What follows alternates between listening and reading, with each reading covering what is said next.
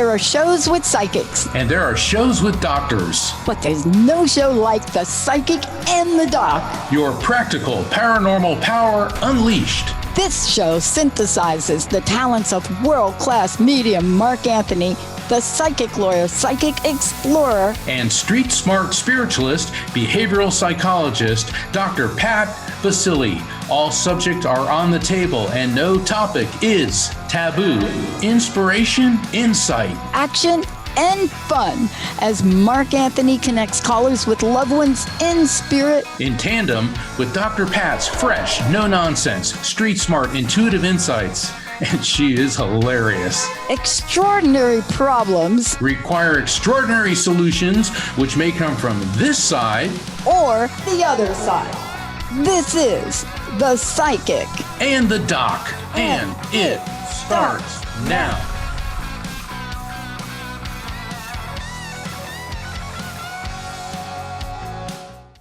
Welcome, everyone, to The Psychic and the Doc here on the Transformation Network. I'm Mark Anthony, JD, Psychic Explorer, and I'm here with my incredible co-host, the one and only Dr. Pat Baccili, who is the founder of the Transformation Network. She's founder of the Unstuckable program, which she'll talk about. She's been the host of the award-winning The Dr. Pat Show for over 2 decades, and it's just such a pleasure working with her. And this is a call-in show, 1-800-930-2819. And Dr. Pat and I have a great topic tonight, that the theme of the show is Encourage Courage. That's what it is. And, you know, Dr. Pat, I think this week we've gotten a pretty good example from a very unlikely source, I think. Let's talk about it. The reason I am so excited to talk about this with you is because courage comes in all sorts of forms. It comes in all sorts of ways. It shows up in there are many faces of courage. You all have heard me talk about, and I've dedicated entire shows to Greta Thunberg. And if you don't know who Greta is, let me be very clear. You can Google her and you could see as a very young child that courage was just not even a question mark for her. And why did it make her so courageous, Mark? And why are we talking about it now? Because what we know, Mark, you're the historian, so you have to help me with this. Okay. What we know about people, cultures, countries, what we know is when a country is silenced, that doesn't mean they're happy. No. And so many countries that you can look at, if you go to South America, clearly there are many, many different things that have happened there. You know what's funny about South America? How many of those South American, what do we want to call them? Transformations, revolts, been led by women? Just saying. Yeah. But again, we're talking about a woman here. Let's talk about this, Mark. You have somebody in particular that you want to shine a light on today. I do. Our show is not political, and what we're going to be talking about, it has nothing to do with politics. It has to do with faith and compassion. And this week, Bishop Marianne Edgar Boody of the Episcopal, the National Cathedral. She's an Episcopalian bishop in Washington, D.C. And the day after the inauguration, President Trump, Vice President Vance, and their families were attending a service. And during her sermon, she said to him that he is the most powerful man in the world and that he has the power to show mercy because there's a lot of people who are afraid. People in the LGBTQ community. She said migrants. She said that there are children that are LGBT that are simply terrified. They're afraid, and for him to show compassion, to show mercy to them.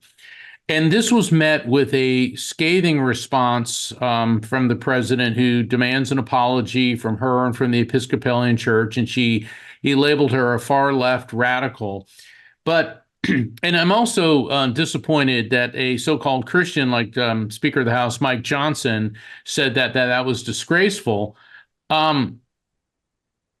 how is showing mercy, compassion, understanding, and love anything but Christian? You see, Christ was all about peace and love and understanding. Christ, I mean, look at his sermon about the Good Samaritan. Samaritans and Jews were enemies. And in the parable of the Good Samaritan, a Jewish man was beaten and robbed by bandits and left for dead. And several people passed him along the way, laying there like in his agony, begging for help. Yet it was a Samaritan, a sworn enemy of the Jews, who was the one that helped him, cared for him, took him to an inn, saw that he received medical attention and food. And because somebody had asked Jesus, "Who is my neighbor?"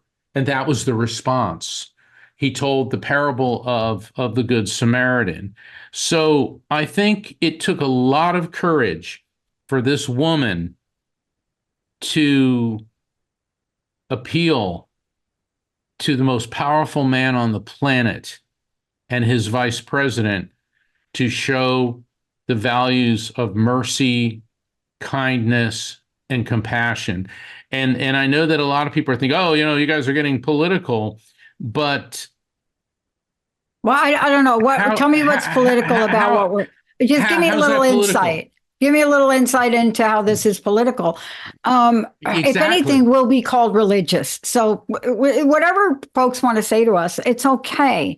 This is a show where if you listen to our opener, it is very clear who Mark and I are. We're going to take on topics that come on this show because we're all affected by them. So what the door has open right now is if we don't have a spokesperson and you all are calling into this show, it's hard for me to imagine, maybe I'm wrong, but all y'all calling into this show, you either have a family member or you know of a family member or you have somebody that is part of the LGBT community. You would be rare if you didn't. I mean, the stats now are like 1 in 3 people or something. But that's not the point. I'm shocked. And I'm going to say this, and you guys are going to have to school me. Where are you, Pope? All that came out of the Archdiocese that I could recall is the National Catholic Reporter that came out with a scathing letter. And I'm confused. I'm confused now. My God, I grew up my young years as a Catholic. I'm not a practicing Catholic anymore. But mercy was such a foundational piece, Mark. How do we know that? Let me hit a pause. Okay, am I on a rant? I promise y'all, we'll go right to the phone lines.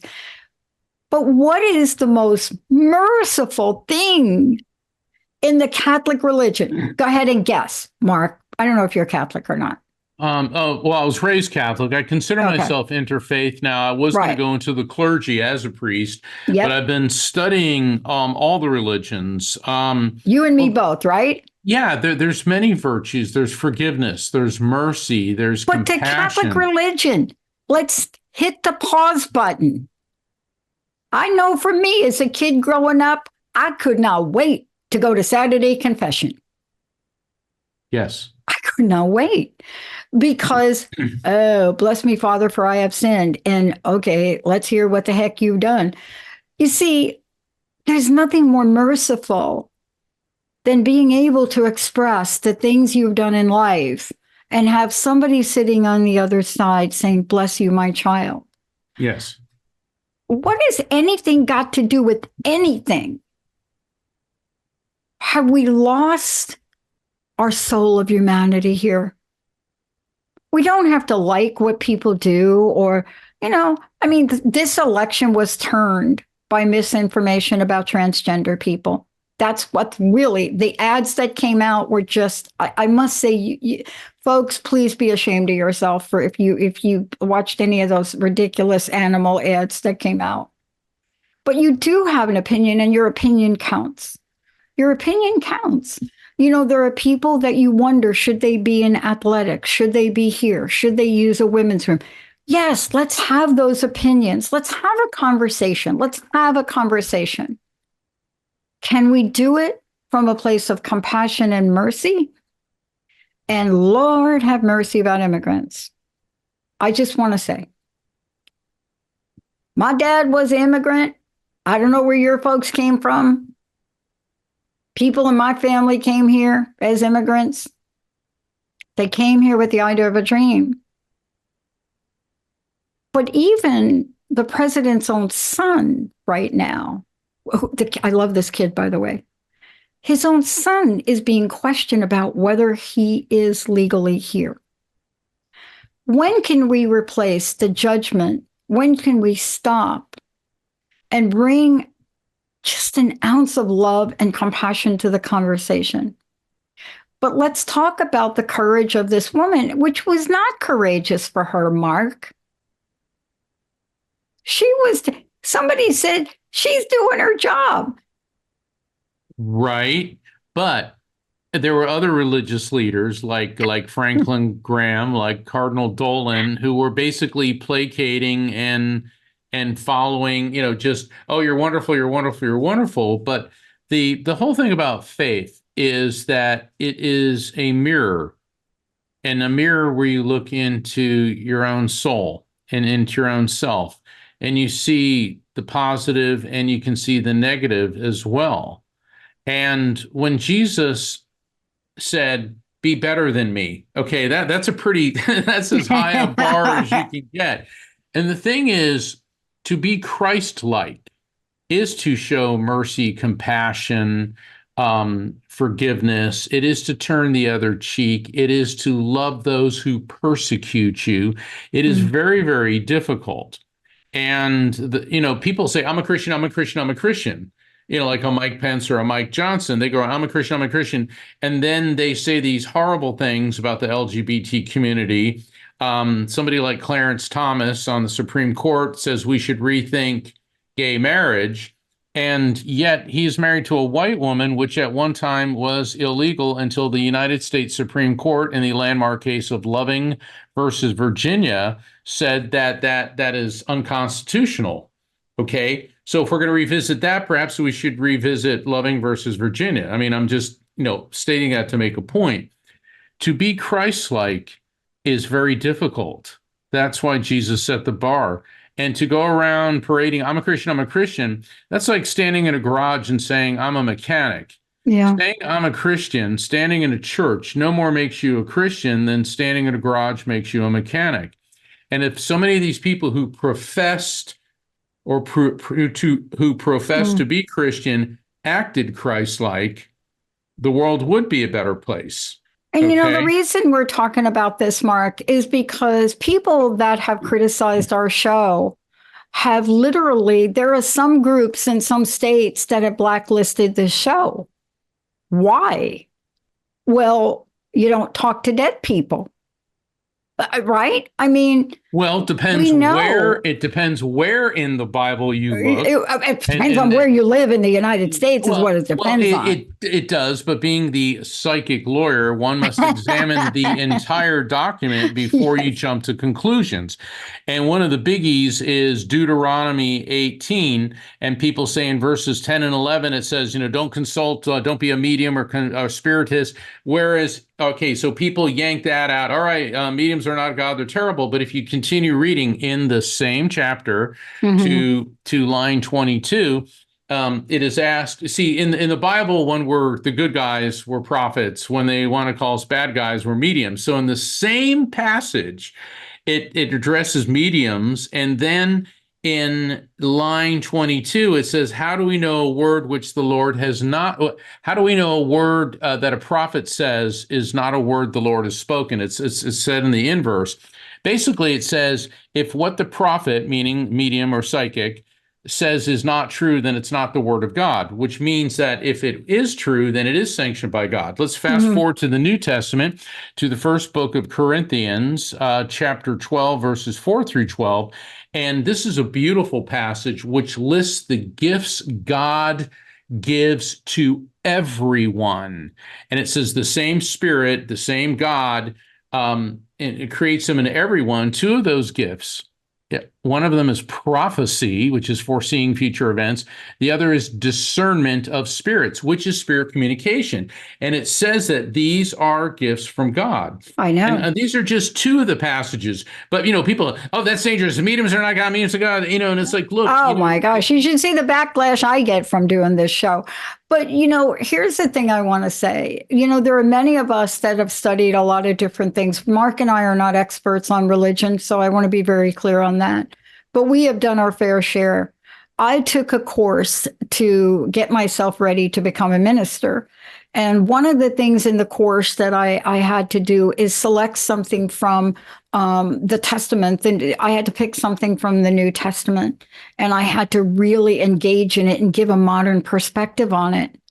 And I literally took this issue about people of color, LGBT. I took all the people over here that are not, okay. And I loved that in the Bible, the longest recorded conversation in the New Testament. This is a fact. Y'all can fact check me, but it's real. It's John 4:25-26. And it's in John about a Samaritan woman. Now, let me be very clear about Samaritans. They were like the enemy people. Yeah. And they were one of the longest civilizations on the earth.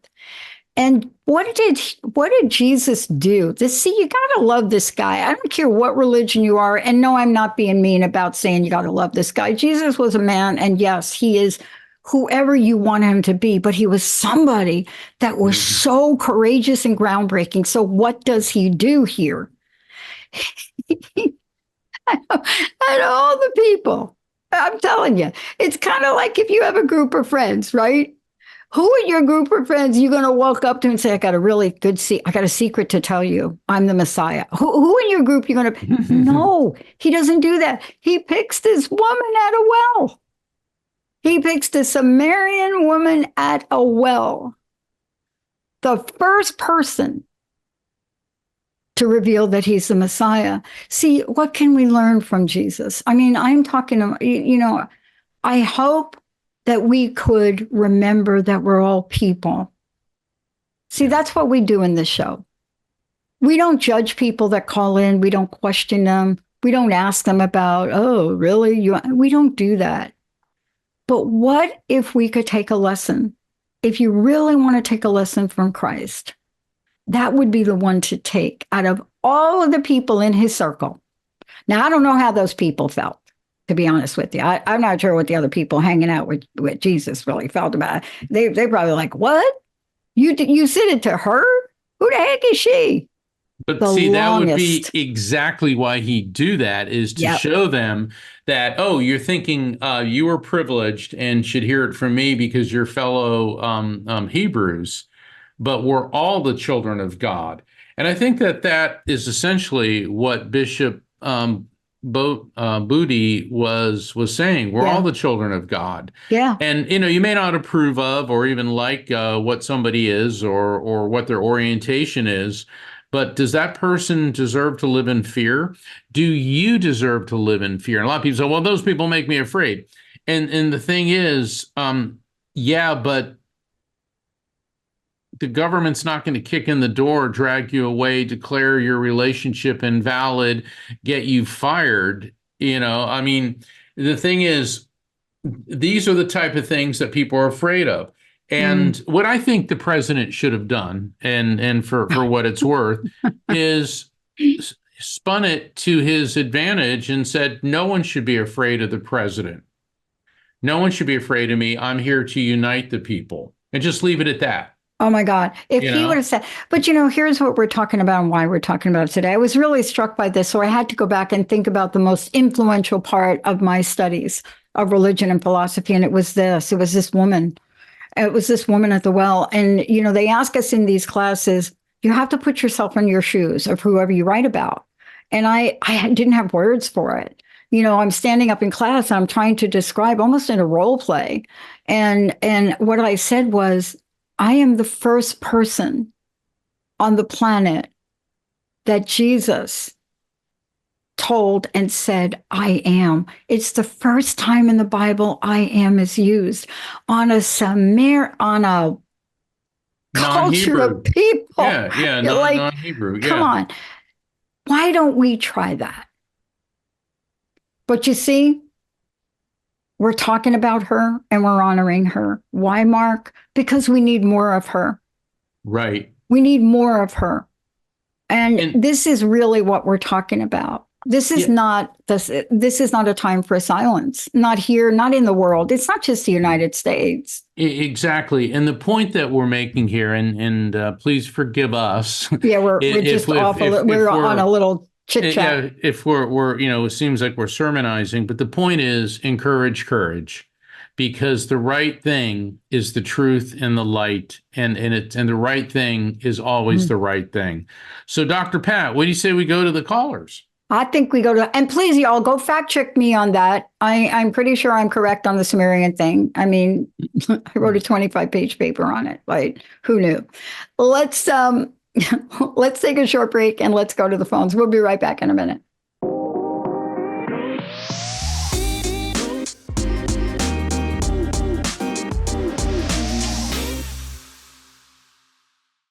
We are back. We are back. Yes, we are, Dr. Pat. So, We what back. do you think? I'll tell you what I think. Our strength doesn't come always from when we agree with each other. Our strength or innovation comes from when we don't agree with each other, but can listen. Yes. See, that's the difference. There would be no Big Bang discovered. There wouldn't be light bulbs discovered. There wouldn't be so many things discovered if we didn't have the ability to do things that were on the edge, and then to understand that what we've done wasn't exactly right and then make an adjustment. But we've never been able to survive in this country by being silent. How do we know that? The Boston Tea Party. Just Exactly. saying. Well, Americans, we are vocal people. It's like I was in Europe one time, and we were having a problem with an airline ticket, and everyone was standing there, and I said, "Hey, this is a real problem." And someone goes, "Well, you're the American, you complain." And I said, I could see how they would come and round up 100 of you. I go, try rounding up 100 Americans and see what happens, and everyone's like, "Ooh," So anyway, but to all of our foreign listeners, we love you, and we do welcome your calls. And like I said, encourage courage. This is an all-inclusive network.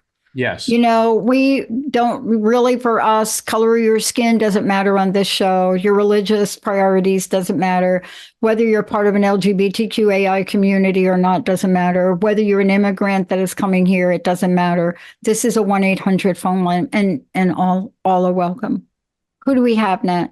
All right. Our first caller is going to be Trish from New York. Trish, you are on the show now. Hey, Trish, welcome to the show. Hi there. Hi there. How are you? I'm doing great, and I Cool. love the topic. Encourage the courage is definitely something I resonate with.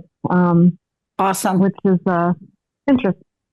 So, being legally blind, I think that if a lot of people could just put blindfolds on and walk around and just sit next to, or get a whole bunch of people from everywhere around the world and sit next to each other and have a conversation and say, hey, you know what? You breathe air, I breathe air. You bleed blood, I bleed blood. And find common grounds. I think everybody would be much better off without the judgments of what they see. We could not have said it better than you just said it. We could not have said it better than you just said it. And thank you for sharing that. Sometimes in the world, we often forget how gifted we are and how obstructionist we can be and not really consider everybody in the world. So thank you. How can we help you and support you tonight? Well, I got a nudge and I figured I better call in because when spirit nudges me, I know I better check in. And I know it's something to do with this topic of courage as well, but it's not related to the topic you were sharing. It's just the next step in the path of trying to discover that authentic health and stay on the path of purpose of love and compassion like Jesus did. So I'm curious as to what messages or what next step that they would like to share with me. Awesome. Mark. Trisha, I'm getting a male energy. If you could move the phone a little bit further from your mouth because you're coming through a bit muffled. And because the thing is, I want to make sure that we have a clear connection. It'll help me connect to the other side. Go ahead and say your name again. Fresh. All right, now you're sounding better. Fresh. Okay. Good. Thank All right, you. perfect. I'm getting a male energy that feels very paternal. Now this could be a dad, this could be an uncle, stepfather. Is your father or a father figure on the other side? Nope. Well, hold on.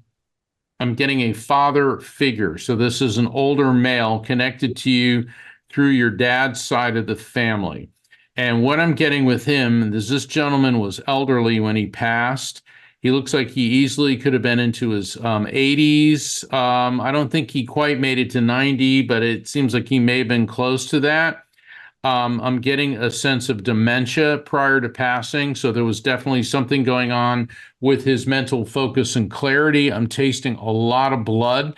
That once again, that doesn't always mean a bleed out. That could be some type of internal hemorrhage or something else with his blood. And it was not a big surprise that he was going to pass. I'm getting a declining with him. Could this be a grandfather or an uncle? Do you recognize this person? It could be one of two people, so I just need a little bit more information because I'm not. It could be it could be an uncle or a grandfather. And okay, could be an uncle. Father's side, so okay, let me keep working here. Oh, this guy keeps showing me big oak trees with lots of moss. Interesting. Did he live, did one of these people live near such a place? Do you have something like that? Or do big oak trees with lots of moss hanging from it resonate with you? Because when a spirit brings through a piece of information, Tricia, it isn't always about the spirit. It could make sense to you or someone else close to you in any way. Oak tree, big oak tree. And, I know oak trees are all over, but he showed me big oak tree. All right, just think about that. Let me see what message he has for you. I don't think it's on my father's side. I actually think it's my father-in-law. Okay, your father-in-law. See, I said on the father level. Okay, father-in-law. All right, okay. Based on everything I said. Yeah, that's why I said a father figure. And normally when I do a private reading, I spend 15 minutes at a time going through all that. So, but you're good, Trish. You get a gold star. You can sit at the front of the class. All right. All right. So just based on what I said, why do you think that's your father-in-law? Just based on what I said. Don't give me any information beyond that, please. Well, two things about you. You brought up about the age threw me off a little bit, but the bleeding and it being coming on, and then the oak tree. Those are the two key points that directed me from the other two that I thought it was to my father-in-law. Those were those when he mentioned the oak tree. That was okay. Perfect. Son, Yeah, see, that's why spirits will throw that extra detail in because he knew that would resonate with you right away. He said, Tricia, everything that you're doing, stir the pot slowly, stir the pot slowly. This is an interesting message. Let me go on with this. He said, you have a tendency when you get into a situation, you're very dynamic and you tend to stir the pot real fast, okay? Cause a lot of, and what it is, Tricia, he's telling me that you're a dynamic, a powerful personality and people don't always know how to take you and they don't always know how to react, okay? I think Dr. Pat, you can relate to this as well. And the thing you is, think? He said, though, that stir the pot slowly because you're interested in your spirituality and what you're doing with your faith and in your own emotional, spiritual growth. He said, slow it down a bit, slow it down. And also with the people around you, it's okay to express yourself, but not so drastically, not so dynamically. It's not a character flaw with you. It's how it is perceived by other people. That's a very interesting message. Yeah, it is. Dr. Pat, how do you interpret this? Yeah. Well, first of all, Trish, thank you so much for calling in and thank you for sharing your thoughts. Here's the thing I know. I went through a period in my life where I was classified as disabled. Do you know what I mean? We have strange language, right? We say physically challenged, but the bottom line was I couldn't function in the world like like a normal person, right? Like normal. That's the really weirdest term we use. But I couldn't function up to the level that most people. So for a large part of my life, that was me. And what I discovered about that was I developed an interesting subconscious level of empowerment from it. And that's what you came through on this show and did. You see, sometimes we see things that other people don't see, or we hear things, or we operate, right? In my case, I became acutely aware of buildings that didn't have easy ways for people to get in. That was like my thing. And I took the state of Washington on because of that. So I just don't stop at that thought. And so the question for you is really, is there an area you're holding back right now? Is there something in your life where you're not even on the fence about it, but you might have given up? Is there something you've given up, Trish? Stuff I've given up in the past and let somebody else mold me, and I'm no longer going to be molded. Exactly. Bingo. That's it. Yeah. That's it. And, and even it's so difficult sometimes because we're given all these categories and we're given all these labels. So where you are today, the question is, are you at peace? And I don't mean that you are rolling over, but are you at peace within and feeling a sense of freedom from that recognition of yourself? I'm definitely feeling the peace and the freedom and a very strong connection to our Lord because of I know so many angel numbers and evidence. It's more this connection that I have with all of that is so much more real and tangible and every day showing me that they're right beside me every step of the way, every breath I take. Right. So there is an action somehow that you're going to consider that's going to come out of this. I don't know when you're going to get it, but there's some action I think that you've been wanting to take. I'm not quite sure what it is, and you don't have to share anything personal on the show. We don't do that. But deep in your heart, there's something you want to do, but you're not quite there to do it. Do you know what I'm saying? Yep, I'm in the process of obtaining more education and information and training to proceed. Exactly. Move forward boldly. That's my message to you. Courage. I found it very interesting, but very slowly. It's okay. So spot on, and it was exact. Don't worry about slow. It took me 13 years to get an undergraduate degree. Hello. Don't worry about how long it takes. Just focus on a question. Sure. Go ahead. I don't know if it's for you or Mark or both of you or whoever wants to check this, answer it or whatever. But Mark, when you referenced some of the Bible verses, I read in it and I came across the same thing, but it's confusing because somewhere in there also when he talks about having the discernment with spirit, it talks about that souls can be corrupted here. And so that's why I feel like when I'm talking to spirits, whether they're human beings still alive here or spirits in the afterlife, is that I'm really doing spirit to spirit communication because they're pure love and light from Christ consciousness where a soul can be corrupted. So I found that some of those, if those souls in the communication can also be corrupted and need protection. I've, in the thousands and thousands of readings I've done, I've never been in touch with a corrupted spirit. And you also have to realize that a lot of these, all of these passages have been translated from ancient languages throughout the century. And it's not that the spirits are corrupted or turn evil. It could be the connection, the communication could be corrupted or misunderstood, misinterpreted. That's why I always tell people it could mean this, this, or this. Always be careful about jumping to conclusions. Spirit communication is a love-based practice.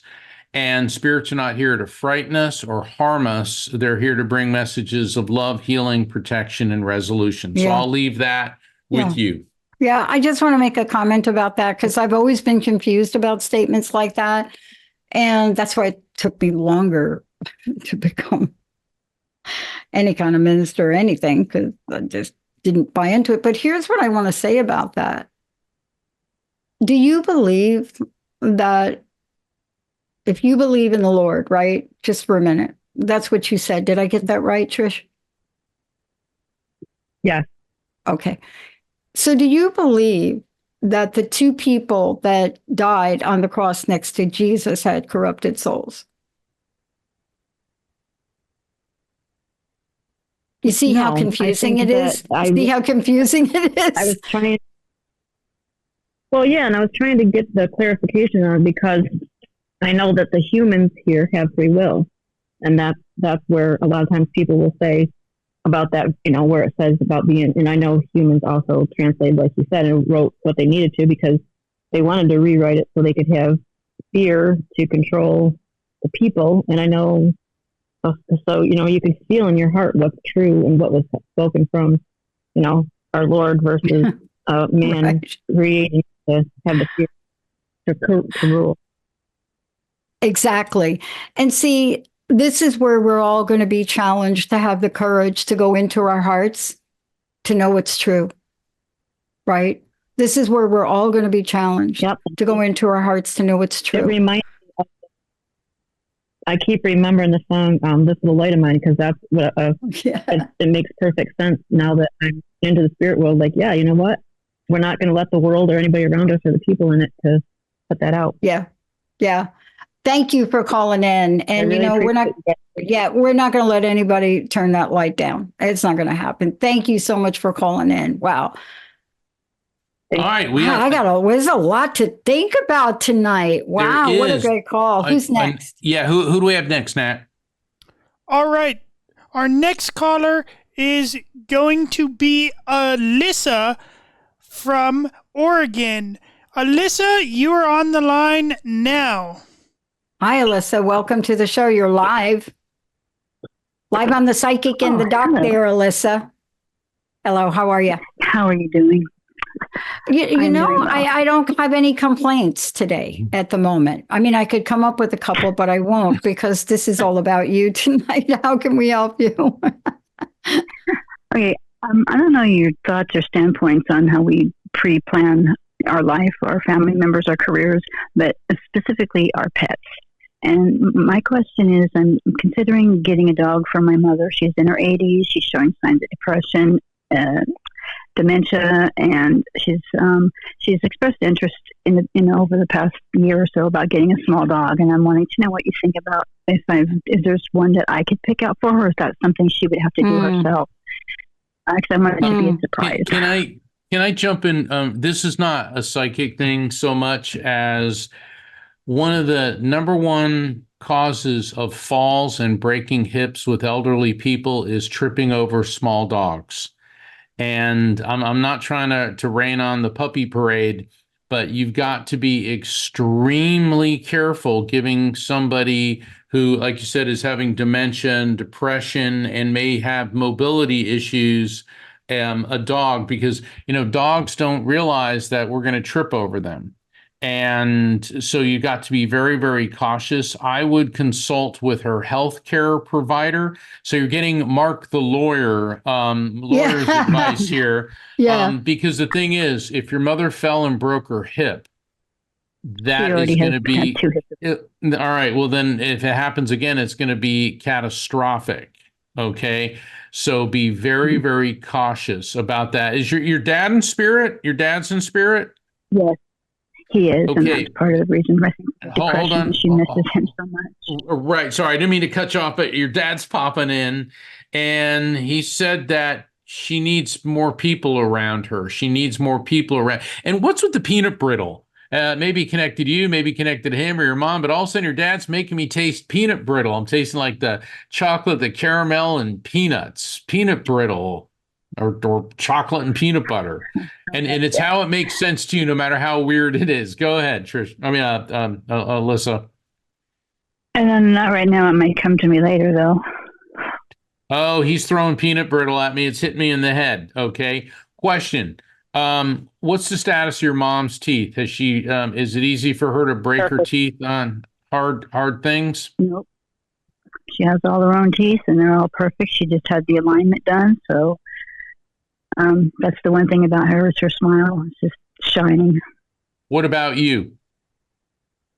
No, not mine so much. I just saw a dentist, and it's going to cost me more than what I can even finance. Okay, so That's where we are. Yeah, the teeth issue is for you. So your dad's popping in and he's talking to you about your teeth. Also, does your mom live alone? Because he shows her in an empty space quite a bit. No, she has a partner that lives with her, shares expenses that they kind of he moved in to pick up the slack and help her with her business after my father passed.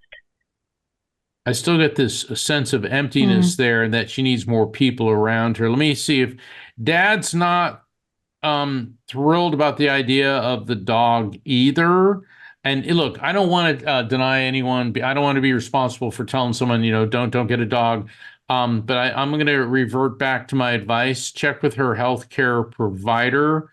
And if he or she gives the green light on that, then to answer your first question, and then I'll turn it over to Dr. Pat, is this is an animal that your mom needs to pick out, because they need to have a bond. Because you may find a dog that likes you, but may not have that same frequency alignment, if you will, with your mom. Dr. Pat, what's your advice? Yeah, I mean, I just, for me, I agree totally with Mark. All of us have to look at that. I to be honest with you, I really was thinking about getting a little dog myself. And then the reality of it is, well, so this is me and my not so life. I'm a quadruple Sagittarius, so I could get a dog in a minute. And if I didn't have Linda here to stop me to say, you're never home, and then my answer is, I don't bring it to the office. Well, you have to really consider all things. However, I don't know I don't know the condition. You know what I'm saying? I don't know if you have somebody there that walks 3 miles a day. Do you see what I'm saying? Because that's going to determine the dog thing. Right. If you have somebody that is like, I'm up at 5 a.m, I got to get out, forget my coffee, I'm going to walk around the block. You just have to consider those things, right? The other thing that my friend did something, let me leave you with this. The other thing that my friend did was she consulted with the doctor. They consulted with the mom's doctor in her case, literally asked the doctor, right? And the doctor gave some parameters, and they ended up getting the dog. We got a couple people in the chat. What about a cat? She's allergic to cats. All right, so no cats. All right, and then thank you, chat people. Melanie from Wisconsin said, some people get a stuffed dog or cat for them to pet. Okay, now obviously it's not, but that may be something to consider. And I want to thank the people that are thank you guys chiming in the chat room. That is really that's really nice of you. And see, that's what we're talking about, showing compassion, because these people, they don't know you, Alyssa, but they're reaching out to you. They're reaching out to your mom, and that's the whole point of Encourage Courage. It takes courage to show mercy, to show compassion. But I would start with her healthcare provider and ask the professional's advice, what should be done, and if a dog is a hazard. because if the dog is not going to be a hazard, then this might be good for her. But you always turn to the professionals first and then make up your mind once you get their advice. Exactly. Wow. Thank you so much for calling in. Awesome. Wow, what great calls. Yeah, you bet. And please let us know what you decide. The dog thing is a hard thing, Mark. And believe me, nobody loves little dogs better than, both Linda and I. But I will tell you that I really had to stop and just say it's not fair for the dog. I hated to admit that to myself. Nat, who do we have next? I really did not want to do that. I didn't. Nat, who do we have left? We'd love to make sure we get everybody. Okay, great. Thank you. 1-800-930-2819. There are other alternatives too. It depends on your financial situation, Mark. And let's talk about this for a minute. The silent killer right now on almost every article that I pick up and I read is called loneliness. Yes. It's out there. It's toxic. Yeah. Now, I have a dog here. I'm trying to find what I did with my little dog. But I have this little laughing dog. And I was talking to a coaching client not too long ago. And I said, you're really depressed, right? And they're like, oh, forget it. I'm just like, I can't. Don't even tell me, Pat. I hear you on all these shows and you tell people to go do this. And I said, no. I want you to get this little dog. She said, what little dog? I said, this little dog. And I said, I sent her the link and I said, go buy this dog. And she said, I can't have any pets. It's not a real dog. Get this battery operated dog.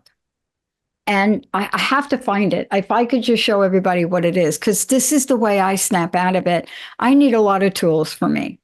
My life hasn't always been great. So I've learned how to have some tools. So she gets this little mechanical laughing dog. That's so hilarious. It is hilarious. And it's actually in one of my blooper reels because I always take it out before I do a talk or before I do a video, because it helps me change this very serious look sometimes. I said, get the dog. So she gets the dog and she said, this is ridiculous. I said, look, if you just do what I'm asking you for a week, in the morning when you get up, put the dog by the side of the bed, turn it on, but when you get up, walk by the dog. This dog laughs and rolls over, and it is hilarious. You cannot not smile. With the advances in robotics, what I've seen, we may have synthetic pets at one point. I know but think about it. If you had a dog that, it did everything that a real dog would do, except, you don't have to clean up after it, and that it would be programmed for you not to trip over. It would have like motion sensors and all that.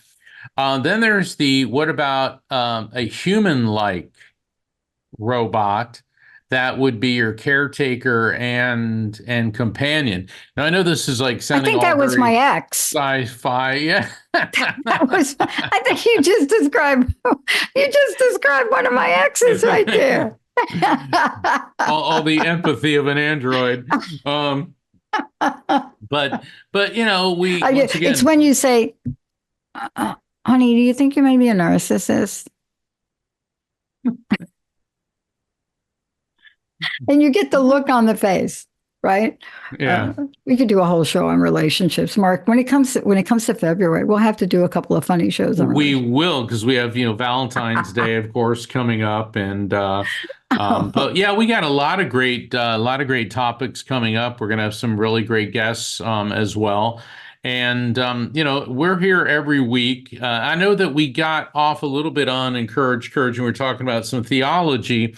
But, it's hard to communicate with the afterlife and not have theology pop up now and again. And, it's important for people to have some type of belief system. I don't tell people how to believe, only that you should. And I get a lot of people like, well, I'm an atheist. And what's interesting is one of my best friends, I write about him in my books, Evidence of Eternity and in the Afterlife Frequency, Billy, even though he was raised Catholic like I was, and we knew each other since we were 11, grew up together, he was an atheist. And he was like, well, I don't know how you do the psychic thing. It kind of freaks me out and all this, but I just don't believe there's an afterlife. And then, of course, after he dies, he starts coming through to me, I'll never forget, because we had this ongoing discussion, like from high school all the way up until right before he died, about the existence of an afterlife. And when he came through to me, one of the first times, because he's come through several times, he said, well, I guess you won that argument, which I always thought was funny. And I was doing a reading the other day, and it was an online light circle, which I have coming up in February. So everyone, please go to my website, afterlifefrequency.com. Go ahead and sign up for my newsletter, because on February 14th and 15th, we still got a couple tickets left. They're limited to 6 people each. Everybody gets a reading, and it's an online light circle. But I was doing a reading for a woman, and her father and brother came through, and they said, it's very interesting here, being spirits. And she said, now that is something, because they were both atheists. So I was getting the biggest kick out of when I'm doing a reading for somebody and their loved one was an atheist. They come through and it's like, yeah, there really is an afterlife. So I love what I do, and I especially love what I do with Dr. Pat here on The Psychic and the Doc. This is like no other show. I'm going to bring through spirits, but Dr. Pat will help you understand this and get the maximum benefit out of the communication. So it is such a privilege to do this show, and we're going to be back next week, and we will be taking calls. Yes. Yeah, and we've got a lot planned for you all as the year moves forward. I think I just sent one of my producers a note to bring some folks on. I'm hoping the bishop will come on. But there's just a couple things. And the other thing is we'd love to hear from you. There are many ways you can get a hold of us, but really we'd love to hear from you. What would you like to hear more of? What are some of the things that we haven't talked about? Just send me an email at info@the Dr. Pat Show. Thank you, Mark, for everything. Wow. Thank you, Nat. And thanks to all of you for being the best audience on the planet. We'll see y'all next time. Hey, everybody. Thank you for tuning into The Psychic and the Doc with Mark Anthony and me, Dr. Pat Baccili, right here on TransformationTalkRadio.com. Hey, look, come back next week so we can explore with you more of life's many challenges and learn from fascinating guests. And you know what? Even Mark and me. We'll connect you and discover insights from people in this life and from the afterlife. Extraordinary problems? Yeah, they do. They require extraordinary solutions. But step into the world of possibilities with us on The Psychic and the Doc. That's every Thursday, 4 p.m. Pacific Time, 7 p.m. Eastern Time, right here on TransformationTalkRadio.com. That's TransformationTalkRadio.com. And don't forget, we're also live face-to-face on Facebook.com, Transformation Talk Radio.